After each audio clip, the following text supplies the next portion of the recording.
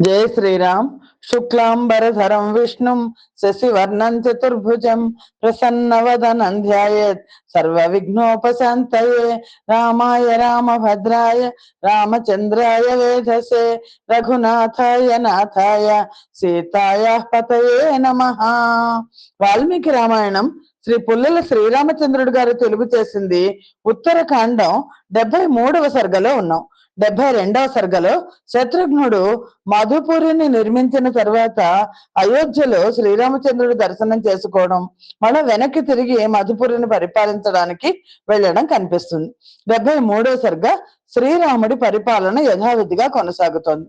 శ్రీరాముడు శత్రుఘ్నుడిని పంపివేసి రాజ్యాన్ని ధర్మంతో పరిపాలిస్తూ సుఖవంతుడై లక్ష్మణ భరతులతో కూడా సంతోషంగా ఉండెను. కొన్నాళ్లకు ఒక పల్లెటూరికి చెందిన ఒక వృద్ధ బ్రాహ్మణుడు మరణించిన బాలుని తీసుకొచ్చి రాజద్వారం దగ్గర నిలబడ్డాడు. ఆ బ్రాహ్మణుడు పుత్ర ప్రేమతో దుఃఖంతో మాటి మాటికి పుత్రా పుత్రా అని ఏడుస్తున్నాడు. అనేక విధాలు ఏడుస్తూ, పుత్ర, నేను ఏ జన్మలో ఏ పాపం చేశానో కదా, 5000 వర్షముల వయస్సునందు యవ్వనం పొందుటకు పూర్వమే నాకు దుఃఖం కలుగుటకై అకాలంలో మృత్యు వాతపడి మరణించావు. మరణించిన ఈ బాలుణ్ణి నేను చూడాల్సి వచ్చింది. పుత్ర, కొద్ది రోజుల్లో నేను మరణిస్తాను, సందేహం లేదు. నిన్ను గురించిన శోకంతో నేను నీ తల్లి కూడా మరణిస్తాము. నేనేనాడైనా అసత్యం పలికినట్లు కాని, హింస చేసినట్లు కాని, ఏ ప్రాణుల విషయమునందైనా పాపం ఆచరించినట్లు కాని నాకు జ్ఞాపకం లేదు. నా పుత్రుడు తల్లిదండ్రులకు చేయాల్సిన సేవాదులు శ్రాద్ధాదులు చేయక మునిపే బాలుడిగానే ఏ పాపం లేకుండా యమలోకానికి వెళ్ళిపోయాడు కదా. శ్రీరాముడి దేశంలో ఇలా అకాల మృత్యు ఎందుకు వచ్చింది? ఎందుకంటే రామరాజ్యంలో అకాల మృత్యు అనేది ఉండదు. తల్లిదండ్రులు పితృలకు ఈ కార్యక్రమాలు చేయడం అనేది లేదు. ఇలాంటి ఘోరం ఇంతకు ముందు ఎప్పుడు వినలేదు, చూడలేదు. దేశంలో ఉన్న బాలులకు అకాల మరణం సంప్రాప్తిస్తుంది అంటే తప్పక శ్రీరాముని పరిపాలనలో ఏదో పాపం ఏదో ఉండుంటుంది. ఇతర దేశాల్లో ఉన్న బాలులకు మృత్యు భయం లేదు కదా. అందువల్ల రాజా అక్కడ రాజభవనం ముందర నుంచుని ఏడుస్తున్నాడు ఆయన. రాజా, మరణించిన ఈ బాలుని బతికించు, లేదా నేను నా భార్య కూడా అనాథల్లాగా ఈ రాజద్వారం దగ్గర మరణిస్తాం. రామా, నువ్వు బ్రహ్మహత్య పాపంతో సుఖంగా ఉండు ఆ తర్వాత అని శపిస్తున్నాడు. రాజా, సోదరులతో నువ్వు చాలా కాలం జీవించు, గొప్ప బలం కలవాడా, ఈ రాజ్యంలో ఎంతో సంతోషంగా ఉన్నాం. కానీ ఇప్పుడు పిల్లలు మరణిస్తున్నారు అంటే దానికి హేతువు శ్రీరాముడే, ఆయనే ప్రభువు కదా. ఇప్పుడు నాథుడిగా వచ్చిన తర్వాత ఇక్ష్వాకు రాజుల పరిపాలన కాలంలో ఈ దేశం నాథుడు లేని దేశం అయింది. శ్రీరాముడు పరిపాలిస్తున్నాడు, పిల్లలు మరణించడం అనేది వింటున్నాము. శాస్త్ర విరుద్ధమైన రీతిలో పాలించబడిన ప్రజలు రాజు చేసిన దోషాలకు ఆపదలు చెందుతారు. రాజు చరిత్ర మంచిది కాకపోతే జనులు అకాల మరణం పొందుతారు. లేదా పురంలో గ్రామాల్లో నివసించే జనులు అయుక్త కార్యాలు చేస్తున్నప్పుడు, రక్షణ లేనప్పుడు కూడా జనులకు మృత్యు భయం కలుగుతుంది. ఇది తప్పగా రాజు దోషం. ఎందుకంటే జనులు వాళ్ళలో వాళ్ళు కనుక తప్పులు చేసుకుంటుంటే రాజు సరిగ్గా శిక్షించకపోవడం రాజు దోషం, సందేహం లేదు.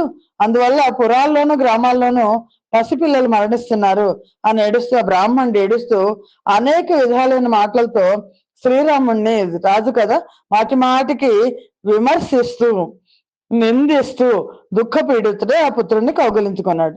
శ్రీమద్ రామాయణ మందలి ఉత్తరకాండలోని 73వ సర్గము సమాప్తము. జై శ్రీరామ్. 74వ సర్గ. ఎందుకు ఇలా జరిగింది అని ఆలోచించడం మొదలెట్టారు. శ్రీరాముడు దుఃఖంతోనూ శోకంతో కూడిన ఆ బ్రాహ్మణుడు చేసిన దీనమైన ఆ విలాపాన్నంతా విన్నాడు. విని చంద్రమూర్తికి కూడా చాలా దుఃఖం వచ్చింది. దుఃఖంతో కూడిన వాడే మంత్రులను, వశిష్ఠ వామదేవులను, సోదరులను, ఆయా గణ ప్రముఖులను అందరినీ పిలిపించి వశిష్ఠంతో కలిసి ఒక సభలో కూర్చుని 80 బ్రాహ్మణులు దేవతుల్యుడైన రాజును విజయభవాన్ని ఆశీర్వదిస్తుంటే ఒక సభను ఏర్పాటు చేశాడు. మార్కండేయుడు, మౌద్గల్యుడు, వామదేవుడు, కాశ్యపుడు, కాత్యాయనుడు, జాబాలి, గౌతముడు, నారదుడు, వీళ్ళందరూ కూడా బ్రాహ్మణోత్తములు అందరూ వచ్చి ఆసనాల మీద కూర్చున్నారు. వచ్చిన మహర్షులకు శ్రీరాముడు అంజలి కట్టించాడు, నమస్కరించాడు. మంత్రులను మిగిలిన గణ ప్రముఖులను అందరినీ కూడా అందరితో మాట్లాడి అందరూ కూర్చున్న తర్వాత శ్రీరాముడు, ఇదిగో ఈ బ్రాహ్మణుడు ఇలా విమర్శిస్తున్నాడు, నిందిస్తున్నాడు, మొండి పట్టు పడుతున్నాడు, నా కుమారుడిని బతికించు అని ఆ విషయం అంతా చెప్పాడు. ఆ దీనుడైన ఆ బ్రాహ్మణుడి మాటలకి శ్రీరాముడికి కూడా దుఃఖం వచ్చింది. ఆ రాజు మాటలు విని ఆ ఋషుల సమక్షంలో నారద మహర్షి వచ్చారు. అశుభమైన వాక్యాన్ని పలికాడు. రాజా, పిల్లలకి అకాల మరణం ఎలా సంభవిస్తుందో విను, ఎలా ప్రాప్తిస్తుందో విను, నువ్వు ఏం చెయ్యాలో అది చెయ్యి. రాజా, పూర్వం కృతయుగంలో బ్రాహ్మణులు మాత్రమే తపస్సు చేసుకునేవాళ్ళు. బ్రాహ్మణులు కాని వాళ్ళు ఏ విధంగానూ కూడా తపస్సు చేసుకునేవాళ్ళు కాదు. ఆ యుగం అజ్ఞానావరణం లేక బ్రాహ్మమయమే ప్రకాశిస్తుండేది. అప్పుడు అందరూ మృత్యు లేని వాళ్ళే ఉండేవాళ్ళు, అందరూ త్రికాల జ్ఞానం కలిగిన వాళ్ళే ఉండేవాళ్ళు. తర్వాత వచ్చిన దృఢ శరీరం గల మనువంశీయులకు కూడా చెందిన త్రేతాయుగంలో క్షత్రియులు కూడా బ్రాహ్మణులతో కలిసి తపస్సు చేసేవాళ్ళు. వాళ్ళు తపస్సు కలవాళ్ళు అయ్యేవాళ్ళు. కృతయుగంలో వీర్యం చేత తపస్సు చేత కూడా బ్రాహ్మణులు అధికాలుగా గౌరవించబడ్డారు. త్రేతాయుగంలో మనువంశం నందు పుట్టిన క్షత్రియులు తపోవీర్యాల చేత మహాత్ములు. కృతయుగంలో బ్రాహ్మణులు మాత్రమే నిత్య నైమిత్తిక కర్మలే కాక కాయక్లేశ రూపమైన తపస్సు చేసేవాళ్ళు. వాళ్ళే సర్వాధికులుగా ఉన్నారు. త్రేతాయుగం వచ్చేసరికి క్షత్రియులు కూడా తపస్సు చేశారు కదా, అందువల్ల వాళ్ళు కూడా మహాత్ములే. కానీ కృతయుగం బ్రాహ్మణుల కంటే కొంచెం తక్కువ స్థాయిలో ఉండేవాళ్ళు. కృతయుగంలో బ్రాహ్మణ జాతి తపోవీర్యాల చేత చాలా అధికంగా ఉండేది. త్రేతాయుగంలో క్షత్రియ జాతికి కూడా తపస్సు ఉండడం వల్ల ఈ రెండు జాతులు కూడా తపోవీర్యాల చేత సమానాలైనవి. త్రేతాయుగ బ్రాహ్మణ జాతి కూడా కృతయుగ బ్రాహ్మణ జాతి కంటే కొంచెం తక్కువగానే ఉండేది. శాస్త్ర నిర్మాతలు బ్రాహ్మణ క్షత్రియుల్లో భేదం అధికంగా లేకపోవడం చేత అందరికీ సమ్మతమైన అప్పుడు ఏం చేశారంటే, చాతుర్లు అందరూ తపస్సులు చేసుకుంటూ వెళ్ళిపోతే ఎలాగా, కొంతమంది పని చేయడానికి ఉండాలి అని చాతుర్వర్ణ విధానాన్ని అనుసరించారు. దాన్ని ఏర్పాటు చేశారు. ధర్మ ప్రచురమైన అధర్మావరణం లేని త్రేతాయుగం ప్రకాశిస్తుంటే భూమి మీద అధర్మం ఒక పాదంతో ఉండేది. అప్పుడు అధర్మ సంబంధించే వాళ్ళ తేజస్సు, ఈ తపస్సులు చేసిన బ్రాహ్మణులు క్షత్రియుల తేజస్సు కొంచెం తగ్గింది. భూమి మీద అధర్మ పాదం ప్రసరించడం చేత అంతకు పూర్వం ఏ కృష్యాధికమును మాంసంలాగా రజోగుణజన్యమైన మలానిలాగా పూర్వులు పరిహరించారో అలాంటి అనృతం అబద్ధం అధికంగా ప్రచారంలోకి వచ్చింది. అధర్మం ఒక పాదం ఉండేది, అనృతాన్ని ప్రవర్తింపజేసింది. కృతయుగంలో ఉన్న ఆయుర్దాయ ప్రమాణాన్ని కూడా తగ్గించేసింది. అధర్మం భూమి మీద అనృతాన్ని ప్రసారం చేసింది. శ్లోకంలో సత్యధర్మాలందు ఆసక్తి కలదే శుభకర్మలను మాత్రమే చేసేవాళ్ళు తక్కువయ్యారు. త్రేతాయుగంలో బ్రాహ్మణులు క్షత్రియులు కూడా తపస్సు చేశారు. ఇతర జనులు వాళ్ళకు శుశ్రూష చేశారు. వారిలో శుశ్రూష రూపమైన ధర్మం వైశ్య శూద్రుల పరమ ధర్మంగా ఏర్పడింది. విశేషించి శూద్రులు సమస్త వర్ణాల వాళ్ళకి పూజ చేశారు. ఓ రాజశ్రేష్ఠుడా, వైశ్య శూద్రులకు అధర్మము అనృతము సంక్రమించిన తర్వాత ఈ మధ్య కాలంలో అంటే త్రేతాయుగం సంధి కాలంలో వెనకటి వారికి అంటే బ్రాహ్మణ క్షత్రులకు కూడా తేజం తగ్గడం మొదలెట్టింది. రెండవ అధర్మ పాదం భూమి మీద దిగింది. అందువల్ల రెండో అధర్మ పాదం వచ్చినప్పుడు ద్వాపరయుగం అనే పేరు వస్తుంది. పురుషశ్రేష్ఠుడైన ఓ రాజా, ద్వాపరం అనే పేరు గల యుగం జరుగుతున్నప్పుడు అంటే కృతయుగం అయిపోయింది, త్రేతాయుగం అయిపోయింది, ద్వాపరం ప్రారంభమైంది. అధర్మం అనృతం అభివృద్ధి చెందింది. ఈ ద్వాపర యుగంలో తపస్సు వయస్సులకు కూడా సంక్రమించింది. ఈ విధంగా తపస్సు 3 యుగాల్లో క్రమంగా 3 వర్ణాల్లో ప్రవేశించింది. రామ, 3 యుగాలందు తపస్సు 3 వర్ణాల వాళ్ళలో ఉంది. యుగానుసారం శూద్రునకు తపస్సు ధర్మం కాదు. రాజులలో శ్రేష్ఠుడైన రామ, శూద్రుడు తపస్సు చేయకూడదు అనేది నియమంగా ఉంది. కానీ కలియుగంలో శూద్రునికి కూడా తపస్సు చేయడం అనేది ఉంటుంది, ఇంకా రాబోయే కలియుగంలో. కానీ ద్వాపర యుగంలో శూద్రుడు తపస్సు చేయడం అనేది గొప్ప అధర్మం. ఇప్పుడు ఇది త్రేతాయుగం. ఈ త్రేతాయుగంలో గొప్ప తపస్సు గల ఒక దుర్బుద్ధి అయిన శూద్రుడు తపస్సు చేస్తున్నాడు. అందువల్లే ఇదిగో ఈ బ్రాహ్మణ బాలుడు మృతి చెందాడు. దుర్మతి అయిన అంటే నారద మహర్షి ఏం చెప్పారంటే, కృతయుగంలో, త్రేతాయుగంలో, ద్వాపర యుగంలో, కలియుగంలో కృతయుగంలో బ్రాహ్మణులు తపస్సు చేసేవాళ్ళు, త్రేతాయుగంలో బ్రాహ్మణ క్షత్రియులు తపస్సు చేశారు. ద్వాపర యుగంలో బ్రాహ్మణ క్షత్రియ వైశ్యులు తపస్సు చేస్తారు. కలియుగంలో బ్రాహ్మణ క్షత్రియ వైశ్య శూద్రులు అందరూ తపస్సు చేయడానికి అర్హత పొందుతారు. కానీ ఇప్పుడు నువ్వు ఉన్నది త్రేతాయుగం. ఈ త్రేతాయుగంలో ఒక శూద్రుడు, వాడు దుర్మతి, చాలా దుష్ట కార్యాలను ఆచరించేవాడు. వాడు తీరని కోరికలు కోరడం కోసం తపస్సు చేస్తున్నాడు. అది అధర్మంగా చేస్తున్నాడు. అందువల్ల ఈ బ్రాహ్మణ బాలుడు మృతి చెందాడు. దుర్మతి అయిన ఏ నరుడైనా రాజు యొక్క రాజ్యంలో కానీ పురంలో కానీ అధర్మాన్ని చేస్తే, చేయకూడని పని చేస్తే, కాని పని చేస్తే అది అలక్ష్మిని కలిగిస్తుంది. ఆ రాజు కూడా నరకంలో పడతాడు, సంశయం లేదు. ప్రజలను ధర్మంగా పరిపాలించే రాజుకి అధ్యయనం చేసిన పుణ్యంలోనూ తపస్సులోనూ పుణ్యకార్యాల్లోనూ 6వ వంతు చేరుతుంది. ఎందుకంటే రాజు ప్రజల దగ్గర నుంచి 6వ వంతు పన్నుగా తీసుకుంటాడు కదా. ప్రజలను రక్షించకుండా పన్ను తీసుకోవడం తప్పవుతుంది. ఓ పురుష శ్రేష్ఠుడా, నువ్వు నీ రాజ్యం అంతా వెతుకు, ఎక్కడ పాపకార్యం జరుగుతుందో చూసి ఆ పాపకార్యాన్ని నివర్తించు, దాన్ని పూర్తి నివారించు. ఇలా చేస్తే ధర్మానికి వృద్ధి, మానవులకి ఆయుర్వృద్ధి కలుగుతుంది. ఈ బాలుడు కూడా జీవిస్తాడు అని నారద మహర్షి పలికారు. శ్రీమద్ రామాయణం నందుల ఉత్తరకాండలో 74వ సర్గము సమాప్తము. జయ శ్రీరామ్. 75వ సర్గ. అమృతమాలలాగా ఉన్న నారదుడి మాటలు విని శ్రీరాముడు కారణం తెలిసింది, సాటి లేకుండా సంతోషించాడు. లక్ష్మణుడితో అన్నాడు, సౌమ్య, నువ్వు వెళ్ళి ఉత్తమ వ్రతాలు కల బ్రాహ్మణ శ్రేష్ఠుడిని ముందర ఓదార్చు. ఆ బాలుడి శరీరాన్ని నూనె తొట్టిలో పెట్టించు. చాలా శ్రేష్టములైన సుగంధ ద్రవ్యాలు, మంచి సువాసన గల తైలాలు ఉపయోగించి ఆ బాలుని శరీరం పాడవకుండా ఉండేట్టు చూడు. ఎందుకంటే ఆ బాలుడు మళ్ళా బతకాలి. శుభకర్మ గల బాలుని శరీరం రక్షించబడేట్లు చూడు. దానికి ఆపద కానీ సందులు విరగడం కానీ కలగకుండా ఉండేట్టు చూడు అని చెప్పి లక్ష్మణుడితో ఇలా రమ్మని మనసులో పుష్పక విమానాన్ని తలుచుకునేసరికి ఆ పుష్పక విమానం శ్రీరాముని అభిప్రాయాన్ని బట్టి, అంతకుముందు శ్రీరాముడు పుష్పక విమానంతో చెప్పాడు, నేను తలుచుకున్నప్పుడు నువ్వు రా అని. దాంతో పుష్పక విమానం ముహూర్త కాలంలో శ్రీరాముడి వద్దకు వచ్చి వంగి నమస్కరించింది. రాజా, ఇదిగో ఇక్కడున్నాను. మహాబాహు, నీ వశ్యుడైన కింకరుడనైన నేను వచ్చాను అని పలికింది పుష్పక విమానం. ఆ రాజు పుష్పక విమానం పలికిన మధురమైన మాటలు విని మునులకు నమస్కరించి పుష్పక విమానాన్ని ఎక్కి శ్రీరామచంద్రుడు ధనస్సును, అంబుల పొదిని, అందమైన కాంతిగల ఖడ్గాన్ని ధరించి లక్ష్మణ భరతులు ఇద్దరిని కూడా మీరు నగరంలో ఉండండి, నేను దేశం అంతా పర్యటించి వస్తాను, ఎక్కడ పాపం జరుగుతుందో చూసి వస్తాను అని వాళ్ళని ఉంచి అటు ఇటు వెతుకుతూ పశ్చిమ దిక్కుకు వెళ్ళాడు. శ్రీమంతుడైన శ్రీరాముడు హిమవత్ పర్వతం చేత ఆవరించబడిన ఉత్తర దిక్కుకు వెళ్ళి అక్కడ కొంచెం కూడా అధర్మం లేదు అని చూసుకుని అక్కడి నుంచి పరిశుద్ధమైన ఆచారం గల తూర్పు దిక్కు కూడా వెళ్ళాడు. చూసి ఆ తూర్పు దిక్కు కూడా అద్దంలాగా నిర్మలంగా ఉంది, అక్కడ కూడా ఏమీ అధర్మం లేదు. తర్వాత మహారాజు పుష్పకం విమానం మీద కూర్చుని దక్షిణ దిక్కుకు వెళ్ళాడు. తర్వాత శైవల పర్వతానికి ఉత్తరం పక్కన ఒక పెద్ద సరస్సును చూశాడు శ్రీరాముడు. ఆ సరస్సులో కిందికి ముఖం ఉండేట్టు వేలాడుతూ గొప్ప తపస్సు చేస్తున్న ఒక మునిని చూశాడు. ఉత్తమమైన ఆయన కిందికి వేలాడుతున్నాడు. ఒక చెట్టు దగ్గర, ఒక సరస్సు దగ్గర తల కిందికి పెట్టుకుని తపస్సు చేస్తున్నాడు. ఆయన చూశాడు. ఉత్తమమైన తపస్సు చేస్తున్న అతను సమీపించి రాజు అయిన శ్రీరాముడు ఇలా అడిగాడు, ఓ మంచి నియమం కలవాడా, నువ్వు ధన్యుడివి, తపస్సు చేత వృద్ధుడు అయ్యావు, దృఢమైన మనస్థైర్యం కలవు మునేంద్ర, నువ్వు ఏ జాతికి చెందినవాడవు నేను తెలుసుకోవాలని అడుగుతున్నాను.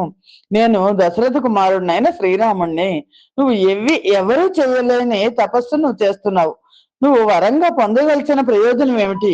స్వర్గమా, మరొకట? మహాముని, నువ్వు ఏ కోరికతో తపస్సు చేస్తున్నావో వినగోరుచున్నాను. బ్రాహ్మణుడవా, జవింప శక్యము కాని క్షత్రియుడివా, 3వ వర్ణం వాడైన వైశ్యుడివా, లేక శూద్రుడివా? నీకు భద్రం అగ్గాక సత్యం చెప్పు అని అడిగాడు. శిరస్సు కిందికి వేలాడుతున్నట్టున్న అతను శ్రీరాముని మాటలు విని రాజశ్రేష్ఠుడైన శ్రీరామునికి తన జాతిని, తను దేని నిమిత్తం తపస్సు చేస్తున్నాడు దాన్ని కూడా తెలిపాడు. శ్రీమద్ రామాయణ మందలి ఉత్తరకాండలోని 75వ సర్గము సమాప్తము. జై శ్రీరామ్. 76వ సర్గ. శ్రీరాముని మాటలు విని అతను తలకిందులుగానే ఉండి, గొప్ప కీర్తి గల శ్రీరామ, నేను శూద్ర జాతిలో పుట్టాను, ఈ శరీరంతోనే దేవత్వం పొందాలి అని అనుకుంటున్నాను. అందుకోసం నేను ఉగ్రమైన తపస్సు చేస్తున్నాను. నేను అసత్యం చెప్పడం లేదు. నేను దేవలోకాన్ని జయించాలి అనే కోరికతో తపస్సు చేస్తున్నాను. కాకుత్సా నేను శూద్రుడిని, నా పేరు శంభూకుడు అని చెప్పాడు. ఇలా అతను చెప్తుంటే శ్రీరామచంద్రమూర్తి ఏం చేశాడంటే, ఎందుకు అతను దేవలోకాన్ని జయించడం కోసం తపస్సు చేస్తున్నాడు, ఒక దుర్మార్గమైన కోరిక కోసం తపస్సు చేస్తున్నాడు, దుష్ట బుద్ధితో తపస్సు చేస్తున్నాడు. అది చూడంగానే శ్రీరాముడు దగదగలాడుతున్న నిర్మలమైన ఖడ్గాన్ని వర్ణండి తీసి శంభూకుడి శిరస్సును ఖండించాడు. ఆ శూద్రుడు, తపస్సు చేస్తున్న శూద్రుడు చనిపోయాడు. ఇంద్రుడు, అగ్ని మొదలైన దేవతలందరూ కూడా బాగు బాగు అని శ్రీరాముడిని మాటి మాటికి ప్రశంసించారు. వాయువు ఎగరగొట్టుకుని రాగా సుగంధం గల దివ్యములైన పుష్పాల వర్షం కురిసింది. అయితే దేవతలు చాలా సంతోషించి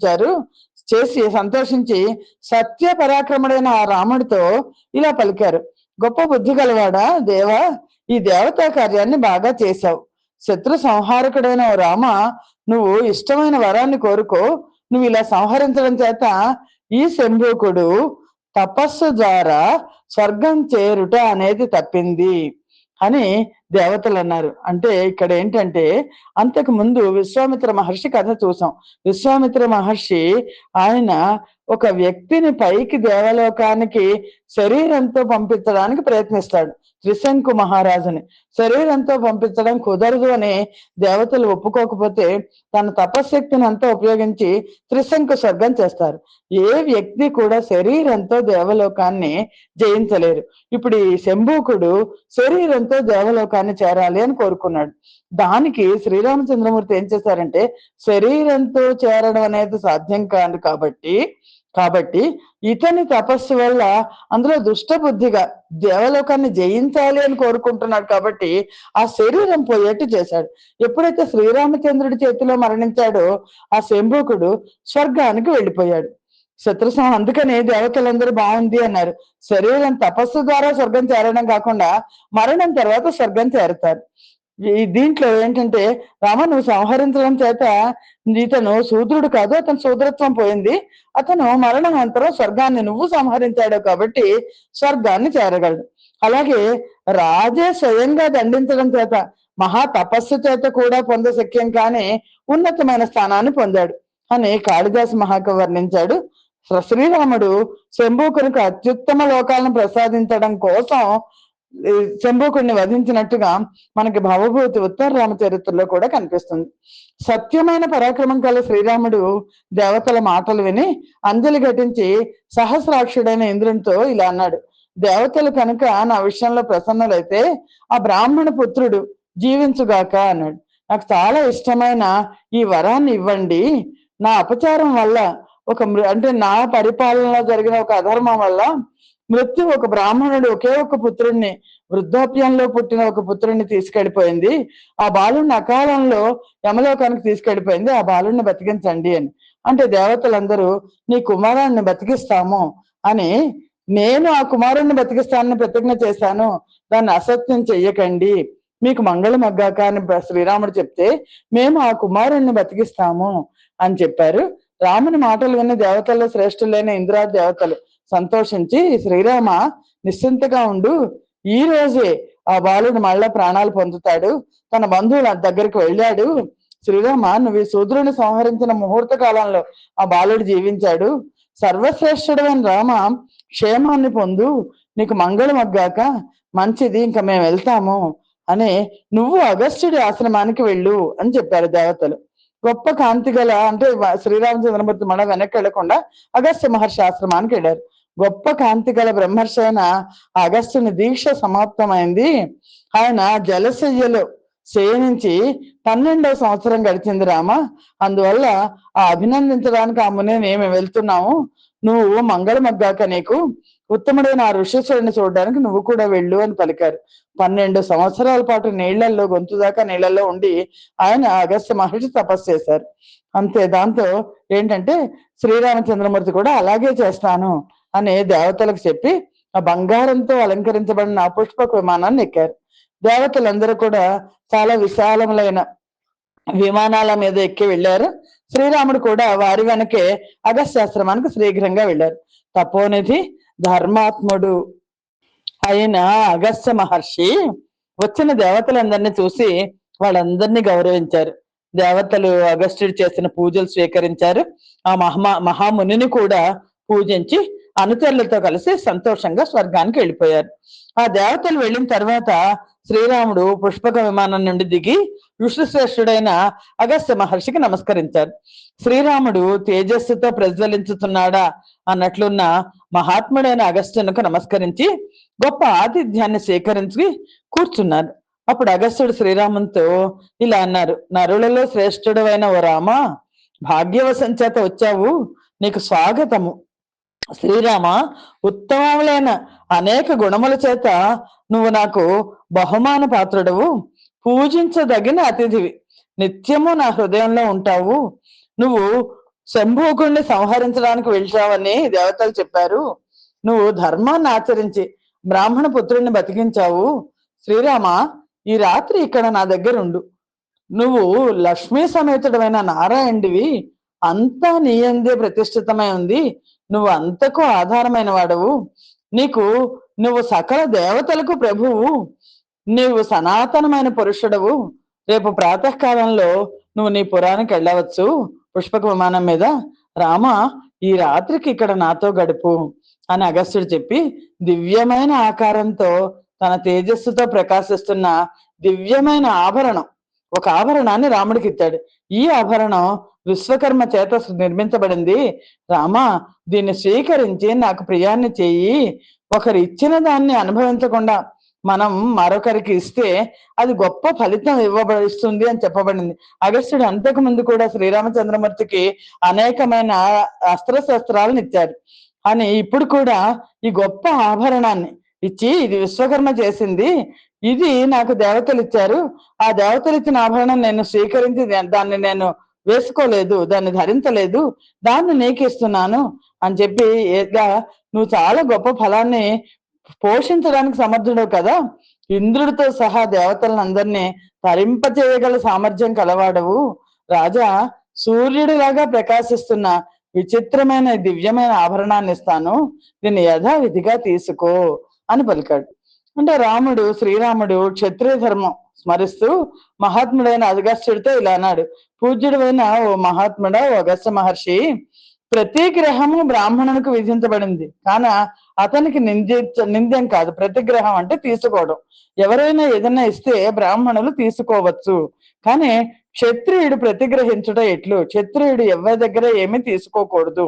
బ్రాహ్మణోత్తమా, ప్రతిగ్రహం క్షత్రియులకి చాలా నింద్యం కదా, వాళ్ళు ఇవ్వాలి తప్ప తీసుకోకూడదు. అందులోని విశేషించి బ్రాహ్మణులు ఇచ్చిన దాన్ని అసలు తీసుకోకూడదు, ఇంకా నింద్యము. అందుకని నువ్వే చెప్పు, నన్ను ఏం చేయమంటావు అన్నాడు. అంటే శ్రీరాముని మాటలు విని అగస్త్య మహర్షి ఇలా చెప్పారు: శ్రీరామ, బ్రహ్మమయమైన కృతయుగంలో ప్రజలకు రాజు లేడు, దేవతలోకి మాత్రమే ఇంద్రుడు ఉన్నాడు. ఆ పరిస్థితిలో ప్రజలు రాజు కోసం బ్రహ్మదేవుడి దగ్గరికి వెళ్ళి ప్రార్థించారు. దేవా, నీవు దేవతలకు రాజుగా ఇంద్రుడిని స్థాపించావు, మాకు ఒక నరశ్రేష్ఠుని రాజుగా ఇయ్యి, అతనికి మేము పూజలు చేసుకుంటూ పాపాలను తొలగించుకుంటూ సంచరిస్తాము. రాజు లేకుండా మేము నివసించలేము, ఇది మా దృఢ నిశ్చయం అని ప్రజలు చెప్పారు.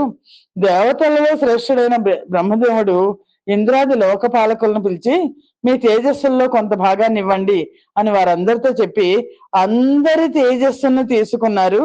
అప్పుడు బ్రహ్మదేవుడు దాని నుంచి క్షుపుడు అనే రాజును పుట్టించాడు.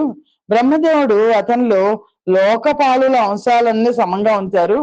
పిమ్మటి బ్రహ్మదేవుడు రాజు అయిన ఆ క్షుపుణ్ణి ప్రజలకు ప్రభువుగా పంపించాడు.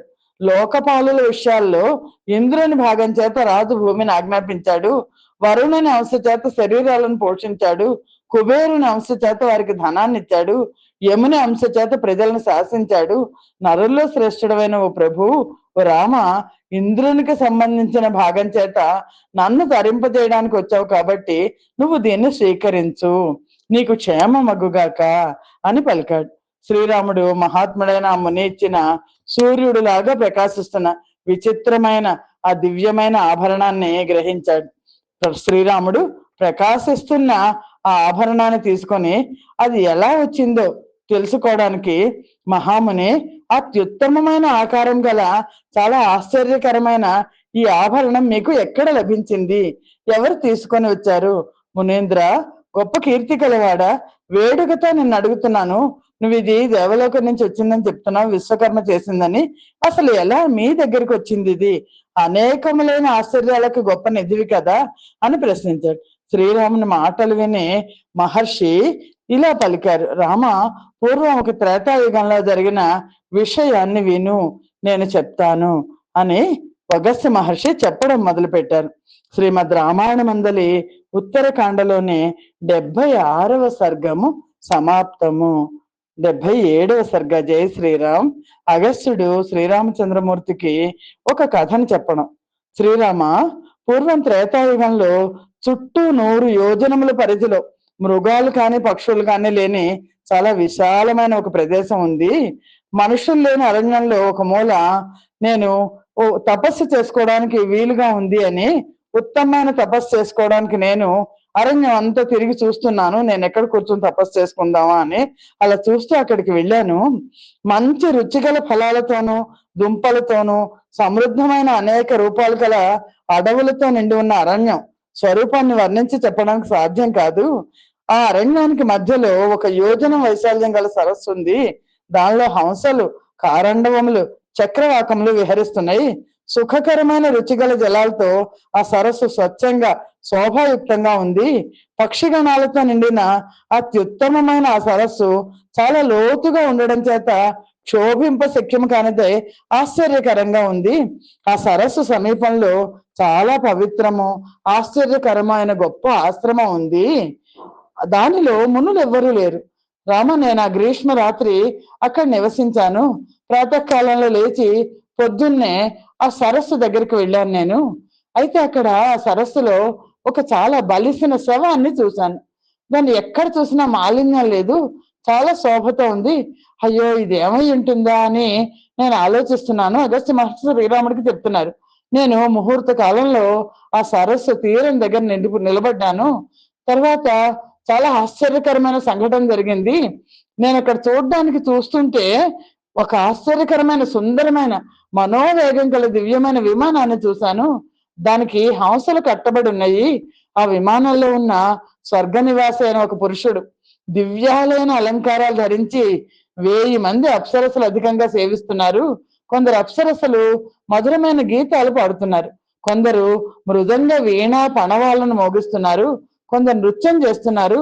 కొందరు అప్సరసలు చంద్రకిరణాల్లాగా తెల్లగా ఉన్న బంగారు దండములు గల చామరాలతో వీస్తున్నారు అతనికి. అతను పద్మాల వంటి నేత్రాలు కలిగి ఉన్నాడు. మేరు శిఖరంలో సూర్యుడిలాగా సింహాసనాన్ని వదిలిపెట్టాడు. విమానం నుండి దిగి నేను చూస్తూనే ఉన్నాను. ఆ శవం దగ్గరికి వచ్చాడు. ఆ శవం దగ్గరికి వచ్చి శవాన్ని తీసుకొని దాన్ని తినడం మొదలు పెట్టాడు. దాన్ని భక్షించాడు.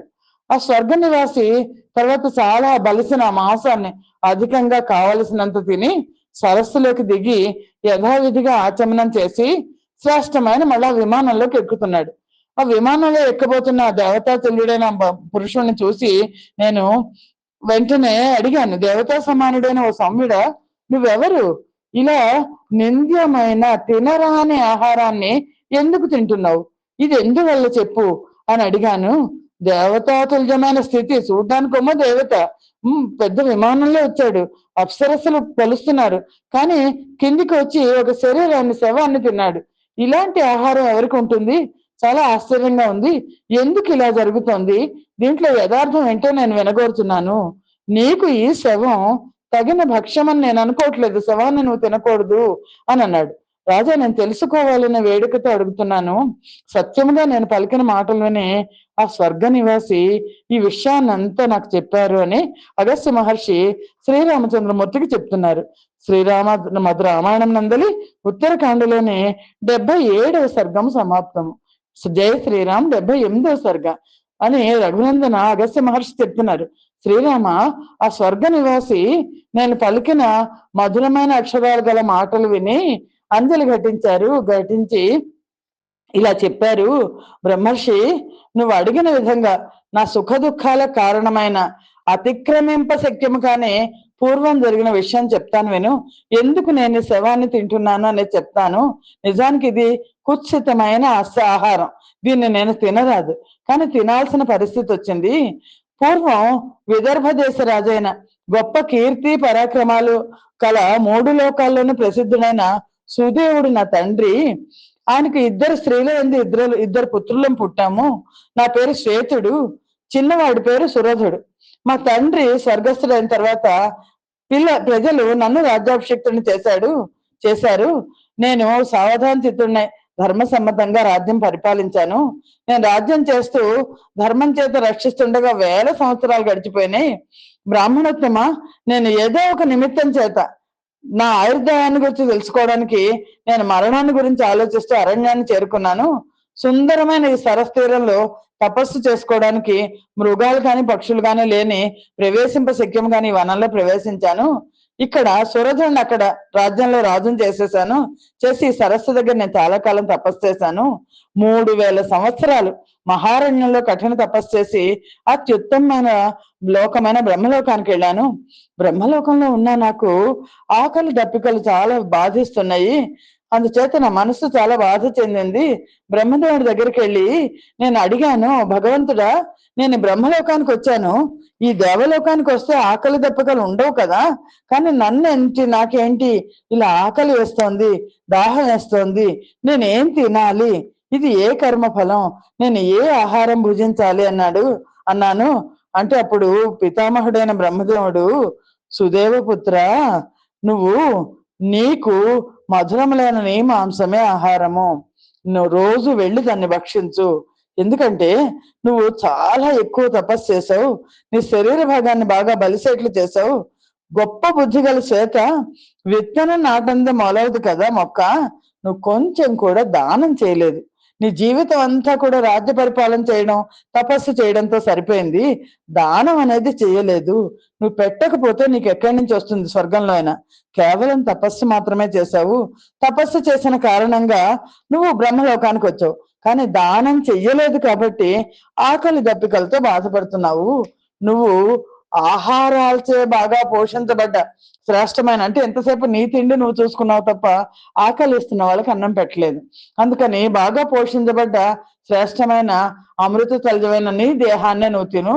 ప్రతిరోజు నువ్వు అక్కడికి వెళ్ళు, నీకు ఆకలి వేసినప్పుడల్లా నీ దేహాన్ని నీకు ప్రత్యక్షం అవుతుంది, దాన్ని నువ్వు తిని మళ్ళరా అని చెప్పారు. దాంతో నీకు జీవన నిర్వాహం, నీ ఆకలి దప్పులు తీరుతాయి అని అగస్త్య మహర్షి ఆ వనానికి ఎప్పుడైతే వస్తారో, నిన్ను ఎప్పుడు ఈ ప్రశ్న అడుగుతారో నీ కష్టం తొలుగుతుంది అని బ్రహ్మదేవుడు నాకు చెప్పాడు. ఆ అగస్త్యుడు దేవతా గణాలను కూడా తరింపచేసే సమర్థుడు. ఆకలి దప్పికలతో బాధపడుతున్న నీ మాట చెప్పాలా అని బ్రహ్మదేవుడు చెప్పాడు అని అతను అగస్త్య మహర్షితో ఇలా అన్నారు, బ్రాహ్మణోత్తమ, భగవంతుడైన బ్రహ్మదేవుని మాట ప్రకారం నేను నా శరీరం అనే శరీరాన్ని కుత్సితమైన ఆహారాన్ని తింటున్నాను. అనేక సంవత్సరాల పాటు తిన్నా ఇది భగవంతుడి యొక్క, బ్రహ్మదేవుడి యొక్క కరుణ వల్ల అది తరగడం లేదు. నాకు చాలా గొప్ప తృప్తిగా కూడా ఉంది. నువ్వు చాలా కష్టంలో ఉన్నాను, నన్ను ఈ కష్టాన్ని నుంచి విడిపించు. నేను దానం చేస్తే నాకు ఈ శాపం పోతుంది అని నీకు తప్ప ఇంకెవరికి నేను దానం చేయలేను. దానం తీసుకోవలసిన వాడు నువ్వే కదా, నీకు తప్ప ఇంకెవరికి సమర్థత లేదు అని తన దగ్గర ఉన్న ఒక ఆభరణాన్ని ఇచ్చి, ఆ ఆభరణాన్ని ధరించడం కోసం స్వీకరించు, నీకు క్షేమం అగుగాక, అనుగ్రహించు మహర్షి. ఈ బంగారాన్ని, ధనాన్ని, వస్త్రాలను, భక్ష్య భోజ్యాలను, ఆభరణాలను నేను ఇస్తున్నాను, అన్ని కామములను భోగములను నీకు ఇస్తున్నాను, నన్ను తరింప చేయడానికి అనుగ్రహించు అని నమస్కరించాడు. నేను ఆ దుఃఖంతో నిండిన స్వర్గవాసి మాటలు విని అతన్ని తరింప చేయడం కోసం ఆ ఉత్తమమైన ఆభరణాన్ని తీసుకున్నాను. నేను సుందరమైన ఆభరణాన్ని తీసుకోగానే ఆ రాజర్షికి సంబంధించిన వెనకటి మనుష్య దేహం నశించింది, ఆ శరీరం అదృశ్యం అయిపోయింది. రాజర్షి చాలా సంతోషించి సుఖంగా స్వర్గానికి వెళ్ళాడు. రామ, ఇంద్రునితో సమానుడైన ఆ రాజర్షి కారణంగా నాకు ఈ ఆభరణం వచ్చింది. ఆ కారణాన్ని పురస్కరించుకొని చూడడానికి చాలా ఆశ్చర్యకరమైన ఈ దివ్యమైన ఆభరణాన్ని నాకు ఇచ్చాడు. నేను ఇప్పుడు నీకు ఇస్తున్నాను, నువ్వు స్వీకరించవలసింది అని అగస్త్య మహర్షి శ్రీరామచంద్రమూర్తితో చెప్పారు. శ్రీరామచంద్రమూర్తి ఆ ఆభరణాన్ని తీసుకున్నారు. శ్రీమద్ రామాయణ మందలి ఉత్తరకాండలోని 78వ సర్గము సమాప్తము. శ్వేతుడు అనే అతని కథ ఇందులో దానం చేయకుండా మరణిస్తే దేవలోకానికి వెళ్ళినా కూడా కష్టాలు తప్పవు అని ఈ శ్వేతుడి కథ మనకి తెలియజేస్తుంది. స్వస్తి ప్రజాభ్య పరిపాలయంతాం న్యాయేన మార్గేణ మహిం మహేషాః గోబ్రాహ్మణేభ్య శుభమస్తు నిత్యం లోకా సమస్తా సుఖినో భవంతు. సర్వం శ్రీరామార్పణమస్తు. జై శ్రీరామ్.